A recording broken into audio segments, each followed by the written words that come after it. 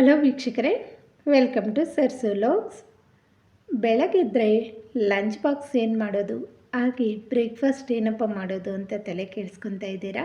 ನಿಮಗೋಸ್ಕರ ಒಂದು super duper ಆಗಿರ್ತಕ್ಕಂಥ ಲಂಚ್ ಬಾಕ್ಸ್ ರೆಸಿಪಿನ ತಗೊಬಂದಿದ್ದೀನಿ. ಬನ್ನಿ, ಅದಕ್ಕೆ ಏನೇನು ಬೇಕು ನೋಡ್ಕೊಬರೋಣ. ಮೊದಲಿಗೆ ಒಂದು ನಾಟಿ ಟೊಮೊಟೊ, ಸ್ವಲ್ಪ ಶುಂಠಿ, ಬೆಳ್ಳುಳ್ಳಿ, 3-4 ಹಸಿಮೆಣಸಿನ್ಕಾಯಿ, 2 ಇಡಿ ಪುದೀನ ಸೊಪ್ಪನ್ನು ನೀಟಾಗಿ ಬಿಡಿಸ್ಕೊಂಡು 2-3 ಸತಿ ನೀರಲ್ಲಿ ತೊಳೆದು ಶುದ್ಧವಾಗಿಟ್ಕೋಬೇಕು. ನಂತರ ಇದನ್ನು ಒಂದು ಮಿಕ್ಸಿ ಜಾರಲ್ಲಿ ಸೇರಿಸ್ಕೋಬೇಕು. ಮೊದಲಿಗೆ ಹಸಿಮೆಣಸಿನ್ಕಾಯಿ, ಹಾಗೆ ಬೆಳ್ಳುಳ್ಳಿ, ಈರುಳ್ಳಿ, ಶುಂಠಿ, ಟೊಮೊಟೊವನ್ನು ಕಟ್ ಮಾಡಿ ಸೇರಿಸ್ಕೋಬೇಕು. ನಂತರ ಪುದೀನನ ಸೇರಿಸ್ಕೊಂಡು ಚೆನ್ನಾಗಿ ಇದನ್ನು ರುಬ್ಕೊಬಂದರೆ ನಮಗೆ ಅರ್ಧ ಕೆಲಸ ಮುಗ್ದಂಗೆ. ಮೊದಲೇ ನಾವು ಅನ್ನನ ಪ್ರಿಪೇರ್ ಮಾಡ್ಕೊಂಡಿರಬೇಕು. ಅನ್ನನ ಬಿಡಿ ಬಿಡಿಯಾಗಿ ಮಾಡ್ಕೊಂಡಿದ್ರೆ ಇದನ್ನು ರುಬ್ಕೊಬಂದರೆ ಕ್ವಿಕ್ಕಾಗಿ ಬ್ರೇಕ್ಫಾಸ್ಟನ್ನು ರೆಡಿ ಮಾಡ್ಕೋಬಹುದು.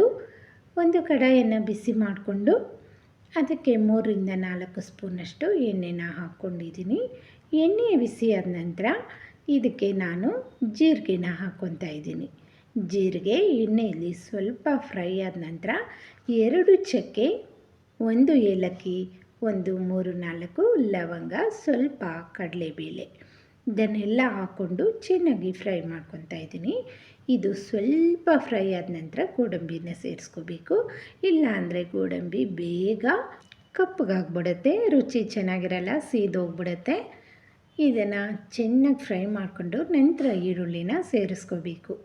ಈರುಳ್ಳಿ ಈ ರೈಸಲ್ಲಿ ಸ್ವಲ್ಪ ಸಾಫ್ಟಾಗಿ ಬೆಂದಿರಬೇಕು, ಕ್ರಿಸ್ಪಿಯಾಗಿದ್ದರೆ ಚೆನ್ನಾಗಿರೋದಿಲ್ಲ. ಚೆನ್ನಾಗಿ ಇದನ್ನು ಮಂದ ಉರಿಯಲ್ಲಿ ಇದನ್ನು ಫ್ರೈ ಮಾಡ್ಕೊಳ್ಳಿ. ಇದು ಚೆನ್ನಾಗಿ ಬೆಂದ ನಂತರ ಸ್ವಲ್ಪ ಅಚ್ಚ ಖಾರದ ಪುಡಿ, ಹಾಗೆ ಸ್ವಲ್ಪ ಅರಿಶಿನ ಸೇರಿಸಿದ್ದೀನಿ. ಒಂದು ಅರ್ಧ ಸ್ಪೂನಷ್ಟು ಅಚ್ಚ ಖಾರದ ಪುಡಿ, 1/4 ಸ್ಪೂನಷ್ಟು ಅರಿಶಿನ, 1/4 ಸ್ಪೂನಷ್ಟು ಗರಂ ಮಸಾಲೆ, ಇದನ್ನೆಲ್ಲ ಸೇರಿಸ್ಕೊಂಡು ಚೆನ್ನಾಗಿ ಕುದಿಸ್ಕೋಬೇಕು.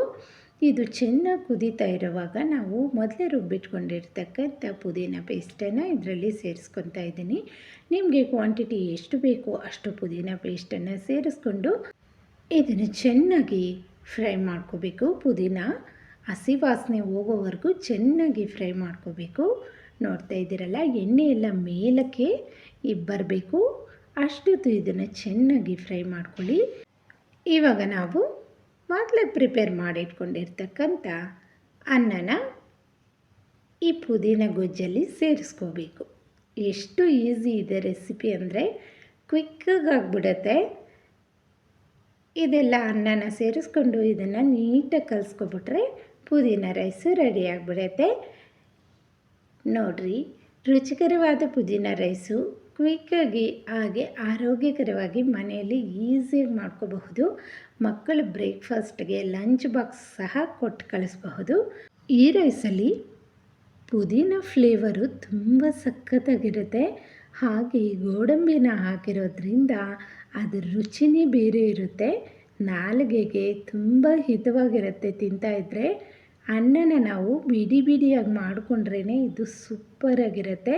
ವೀಕ್ಷಕರೇ, ಇವತ್ತಿನ ನಮ್ಮ ಈ ರೆಸಿಪಿ ನಿಮ್ಗೆ ಇಷ್ಟ ಆಗಿದ್ದರೆ ಪ್ಲೀಸ್ ನಮ್ಮ ಚಾನಲನ್ನು ಸಬ್ಸ್ಕ್ರೈಬ್ ಮಾಡ್ಕೊಂಡು ನೋಡಿ. Thank you.